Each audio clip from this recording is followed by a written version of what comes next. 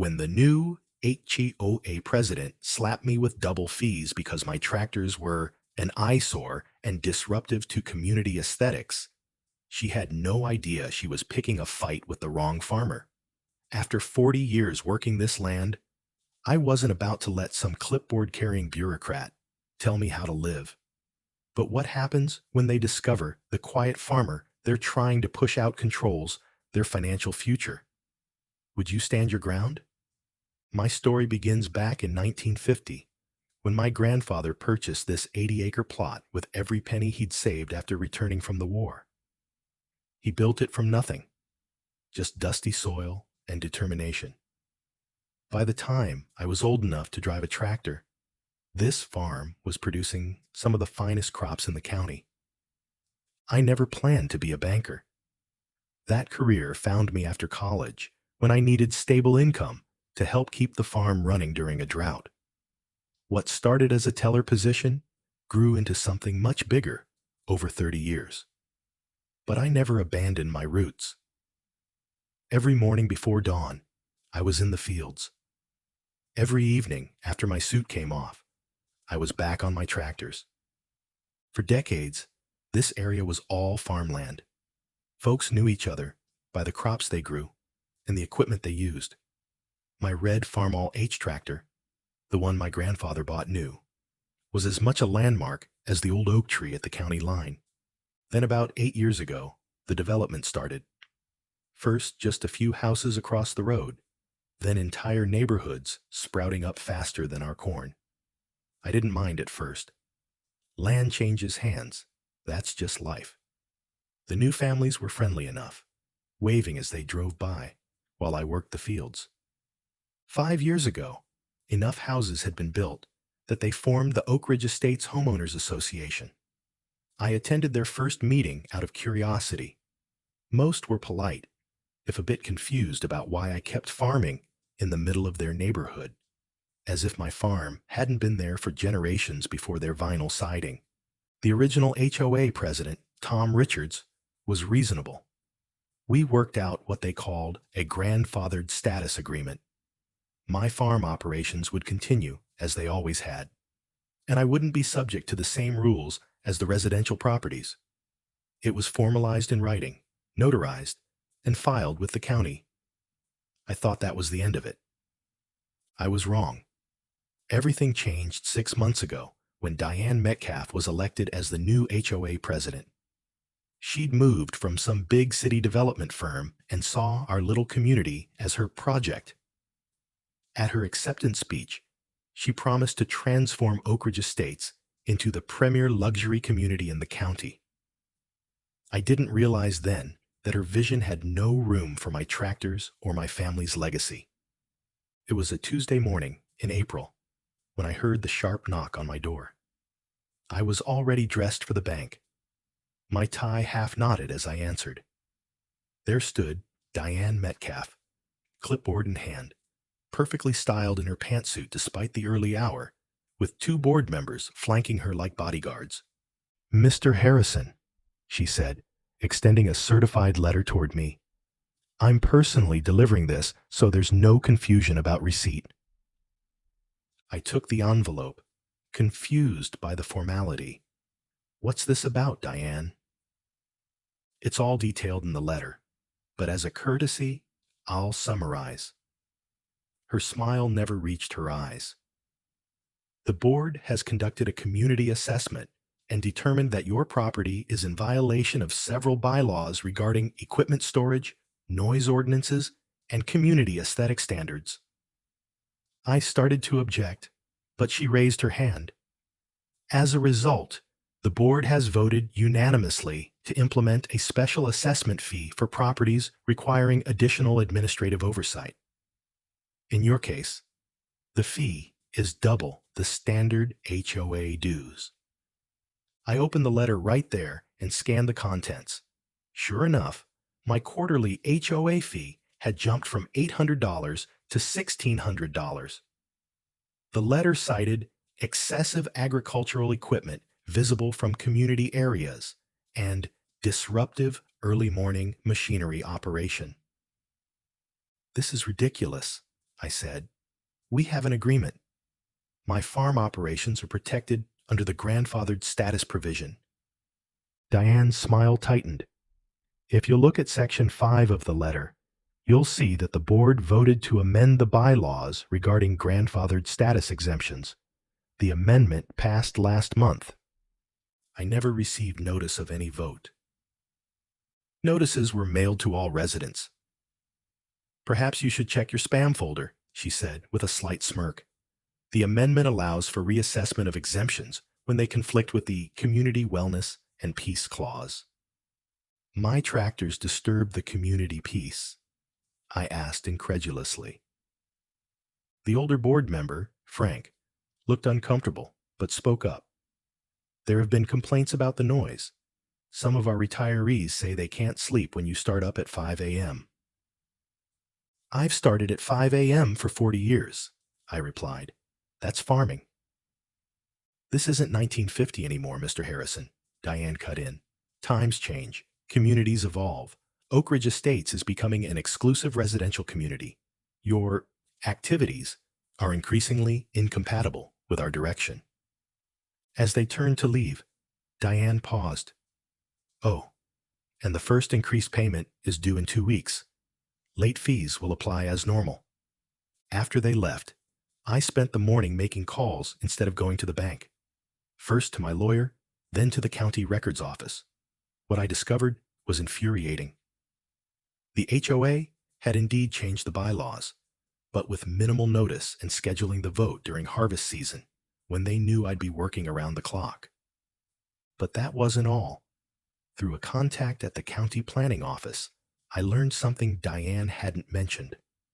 Oak Ridge Estates had submitted preliminary paperwork for a community enhancement project, specifically a 9-hole golf course.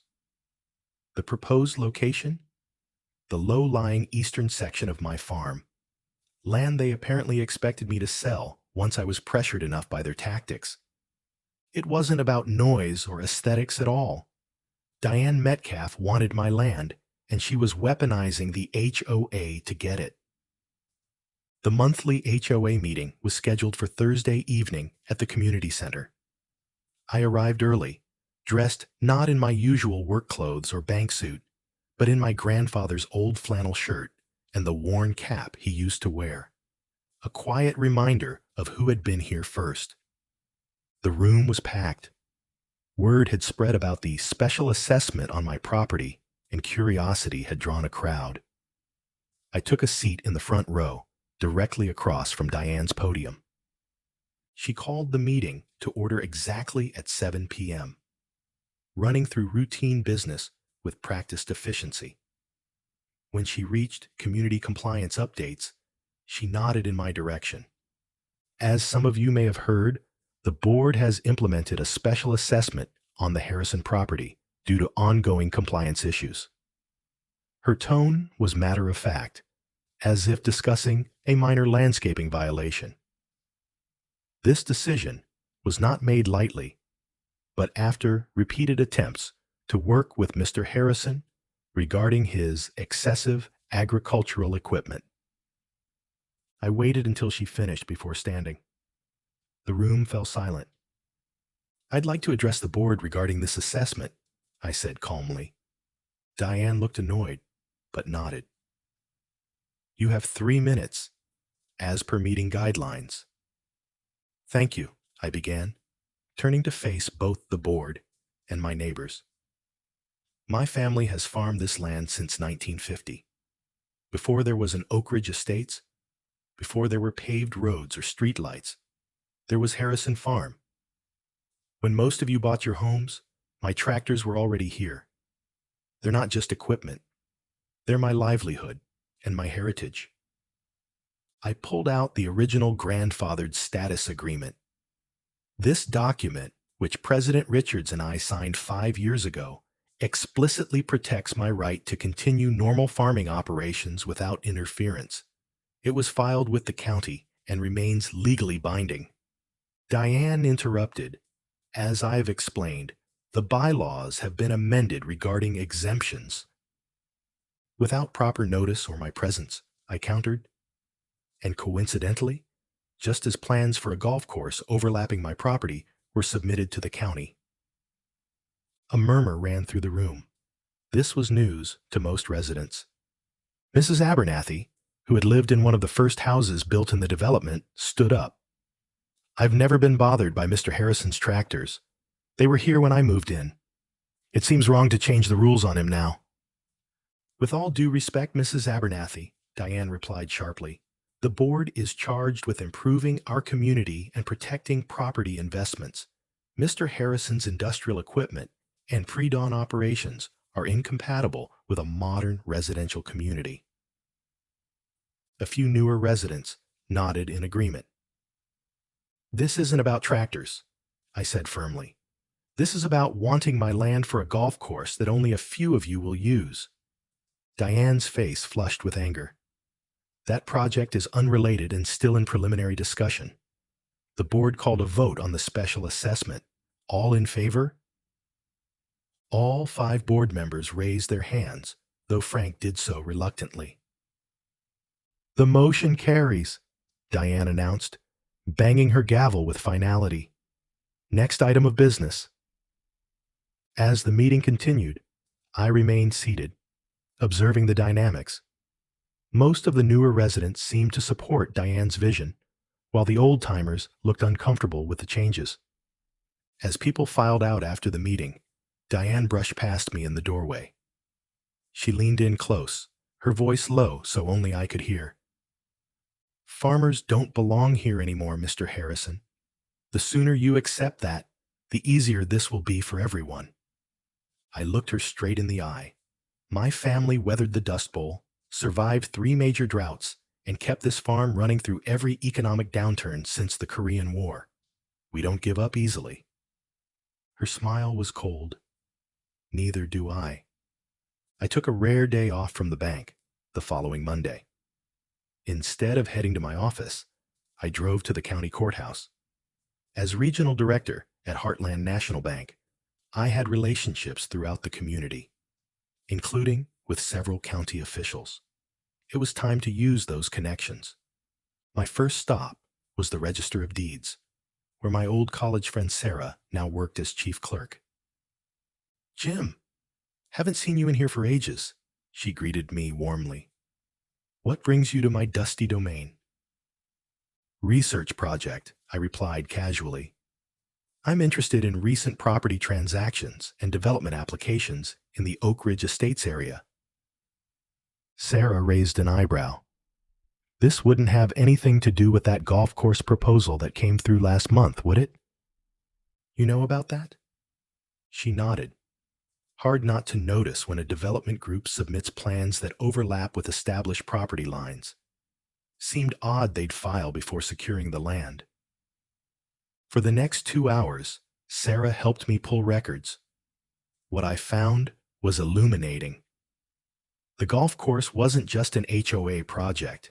It was being developed by Metro Green Development, a company that had built similar communities across 3 states.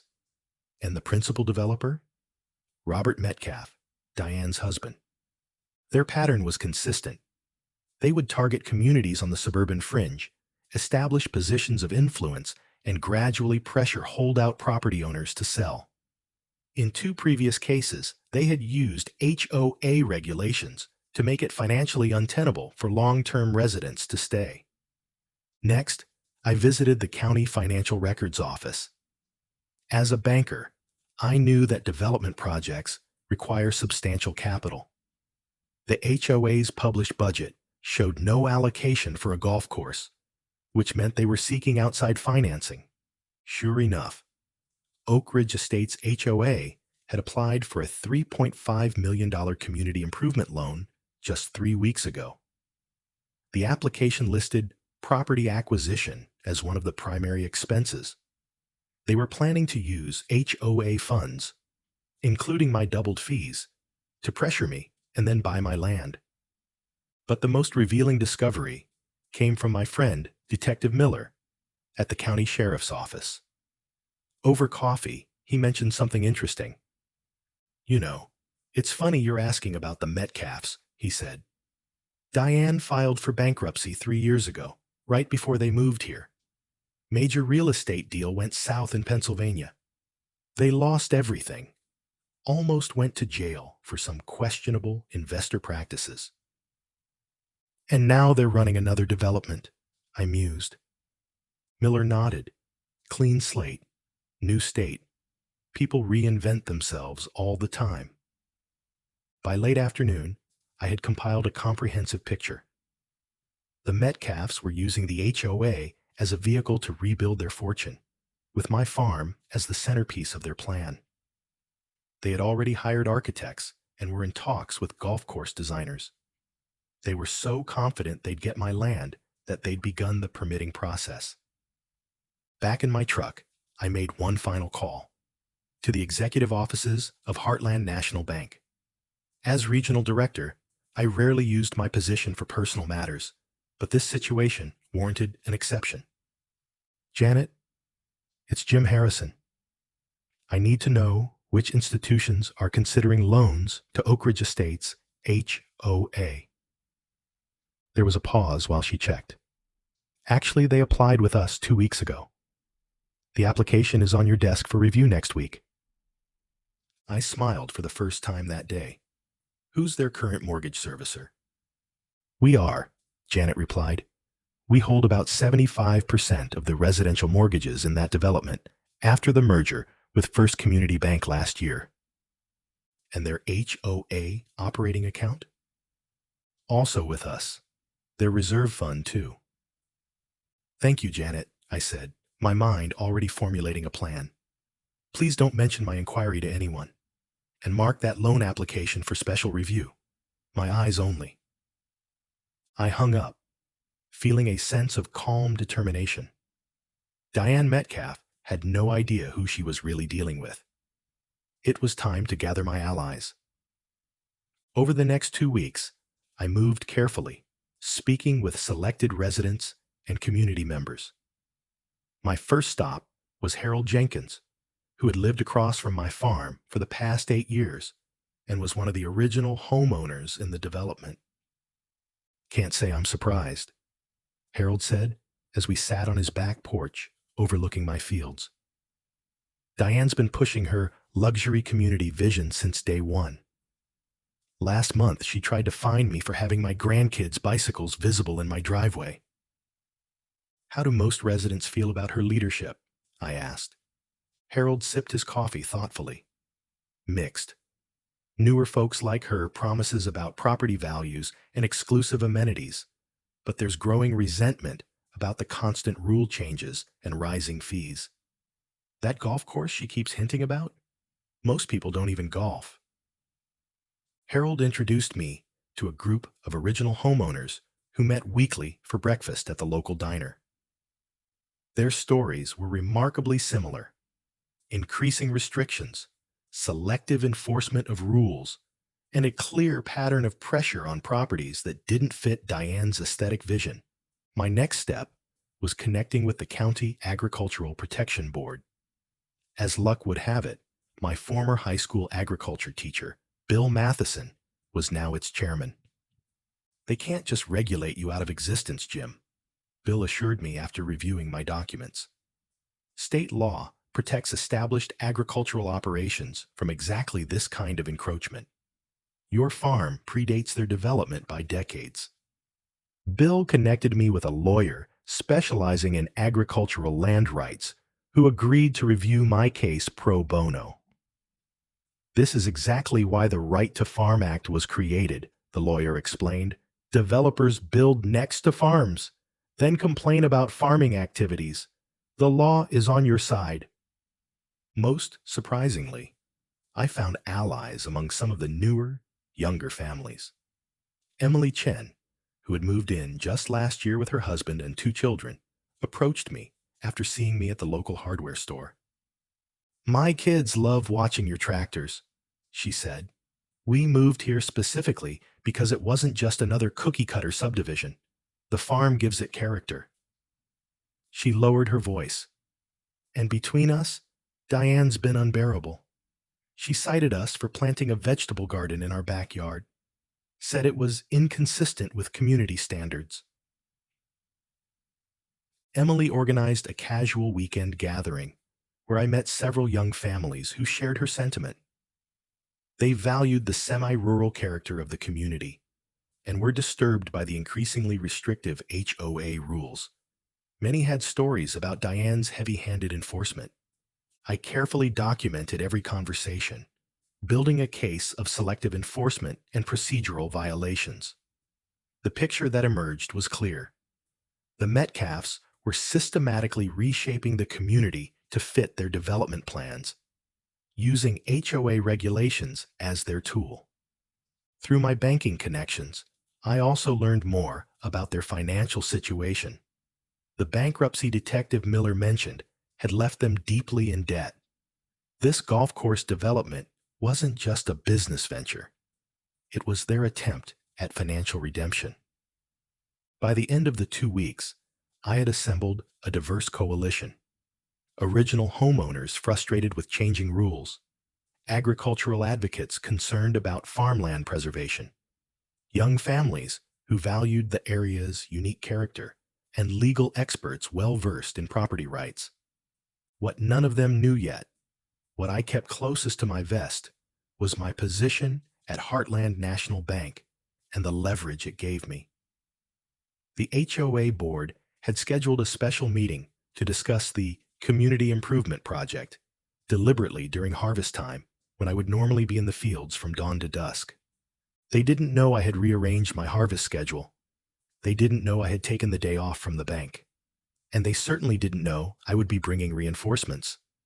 The special board meeting was scheduled for 2 p.m. on a Wednesday, an unusual time that ensured most working residents couldn't attend. The agenda, vaguely worded as discussion of community enhancement financing, gave little indication of its true purpose. I arrived 15 minutes early, accompanied by my bank's senior loan officer, our compliance director, and our legal counsel. All were dressed in formal business attire, carrying leather portfolios emblazoned with the Heartland National Bank logo. We took seats at the back of the room, quietly observing as board members and a handful of residents filed in.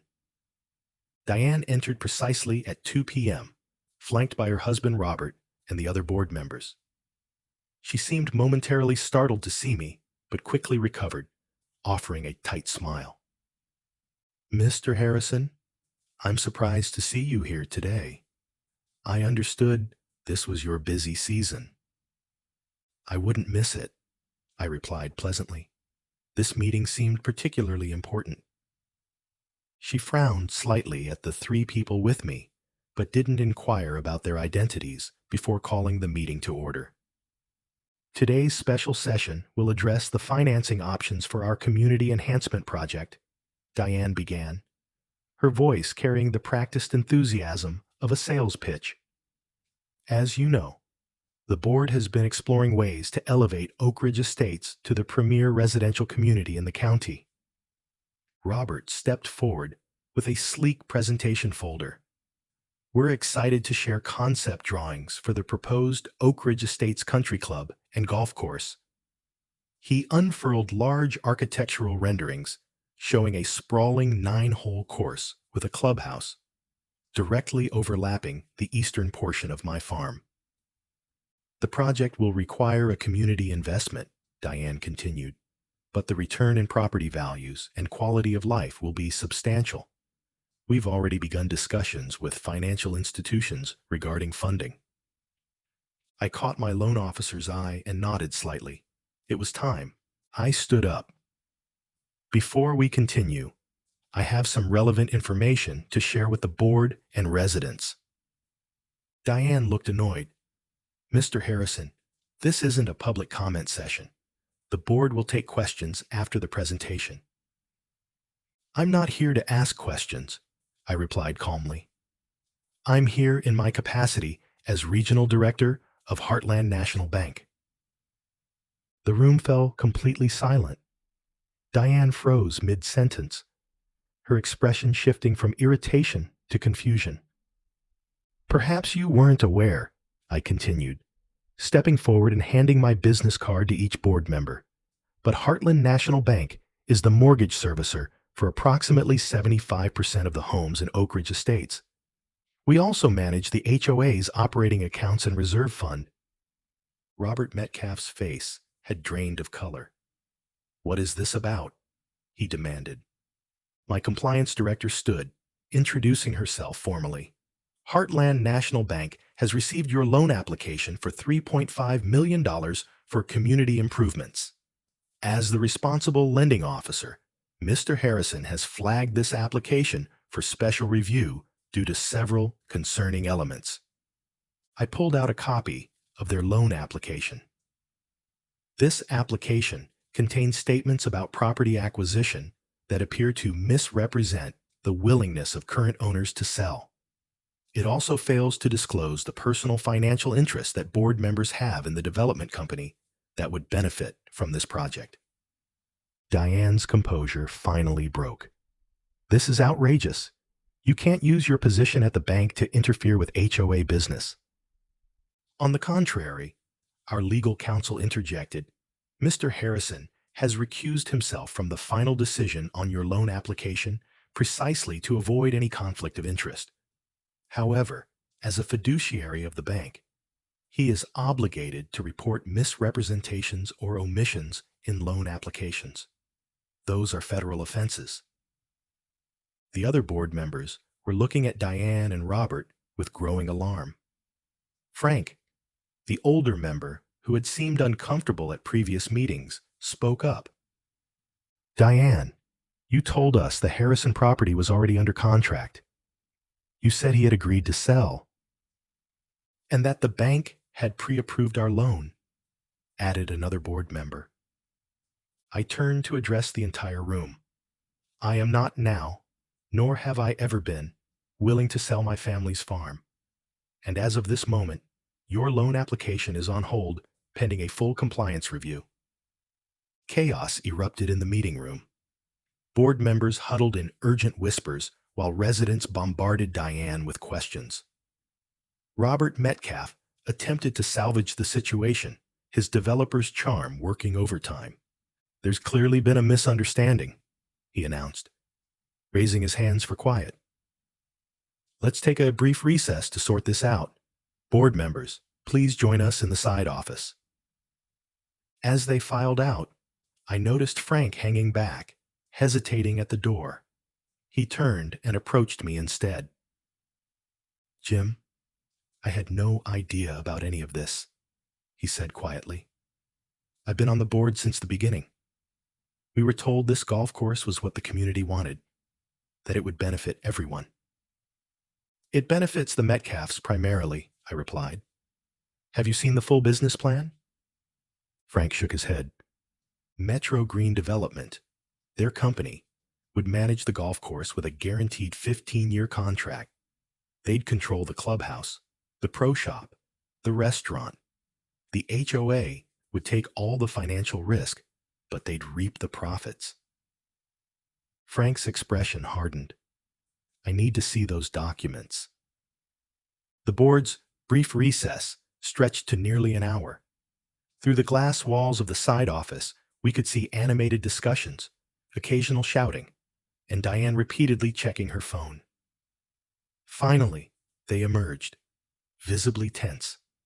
Diane's typical poise had abandoned her. Her voice shook slightly as she addressed the room. "In light of new information, the board will be postponing any decisions regarding the community enhancement project. We'll be conducting a thorough review of all relevant proposals and financing options." "And the special assessment fees?" I asked pointedly. Frank stepped forward, clearing his throat. "The board has voted to immediately rescind the special assessment on the Harrison property and any other agriculturally zoned properties within our jurisdiction. We'll be revisiting the bylaw amendments passed last month as well." A murmur of approval ran through the room. Emily Chen, the young mother who had become my ally, stood up. "While we're revisiting things," she said clearly, "many of us would like the board to consider adding an agricultural heritage protection clause to our community charter. We moved here because of the unique character of this area, including Mr. Harrison's farm. We don't want to lose that. Several residents nodded and voiced agreement. The momentum in the room had shifted dramatically. We can certainly consider that, Diane managed, her carefully crafted vision crumbling before her eyes. Robert attempted damage control. Friends and neighbors, this is all a productive part of community dialogue. The board welcomes your input as we refine our vision for Oak Ridge Estates. But the spell was broken. Residents began openly questioning other recent board decisions, from landscaping requirements to the new restriction on backyard play equipment. Years of accumulated frustration found their voice. I let the community discussion unfold, stepping back to where my banking colleagues stood. "Thank you for your support today," I told them quietly. "I think the situation is correcting itself now." Our legal counsel nodded. "You should know, the compliance issues we found go beyond just this loan application. There are several irregularities in the HOA's financial management that warrant further review. Handle it through proper channels," I replied. "This isn't about personal vengeance. It's about protecting the community." As the meeting wound down, residents clustered in animated conversation. The board members looked shell-shocked, with Diane and Robert noticeably isolated.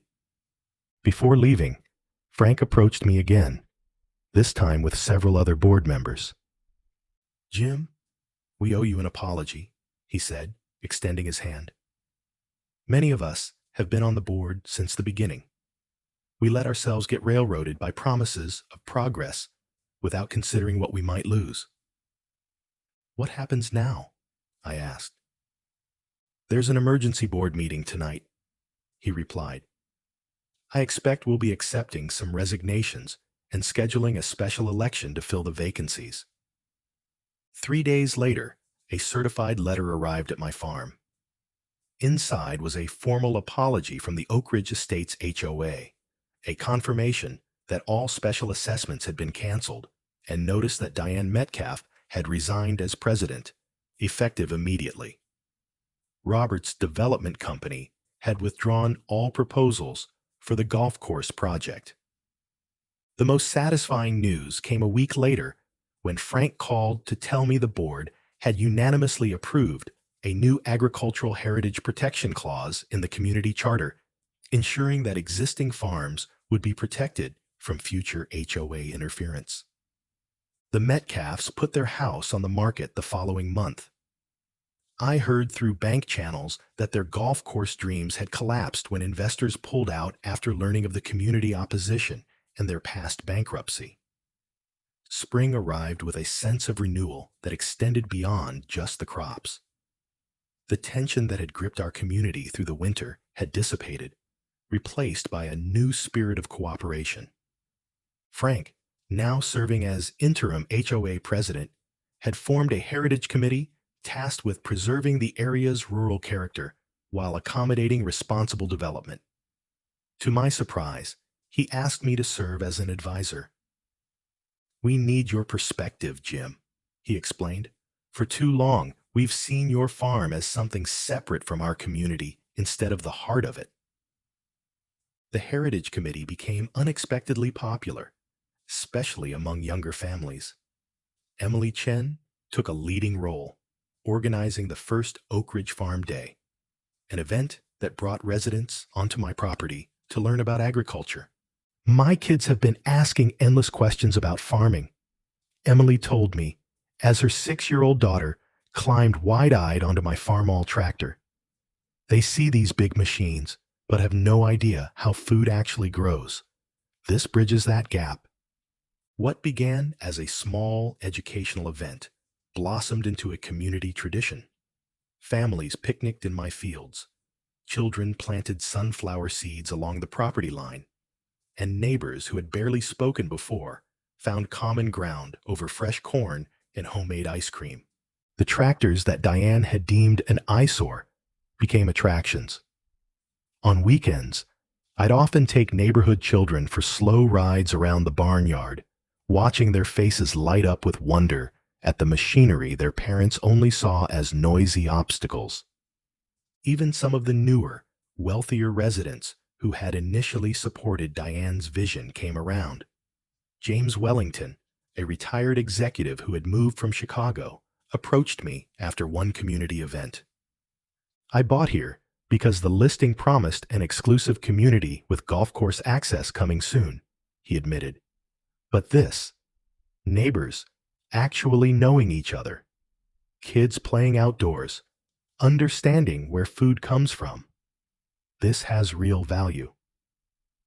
The HOA itself underwent a transformation. Under Frank's leadership, and with some financial guidance from my banking expertise, they redirected funds toward improvements that benefited all residents: walking trails that connected to my farm, a community garden on shared property, and educational programs about sustainable living. Ironically, property values did rise, not because of exclusivity or golf courses, but because Oak Ridge Estates became known as a unique community that balanced modern amenities with rural heritage. Real estate listings now proudly mentioned proximity to historic Harrison Farm as a selling point. Last month, Robert Metcalf reached out unexpectedly. Their house hadn't sold, and with their development plans collapsed, they were in financial trouble again. "I need to ask a favor," he said, the developer's smooth confidence replaced by genuine humility. "We're facing foreclosure. Is there any possibility the bank could work with us on a modification?" I arranged for one of our loan officers to meet with them, not myself, to avoid any conflict of interest.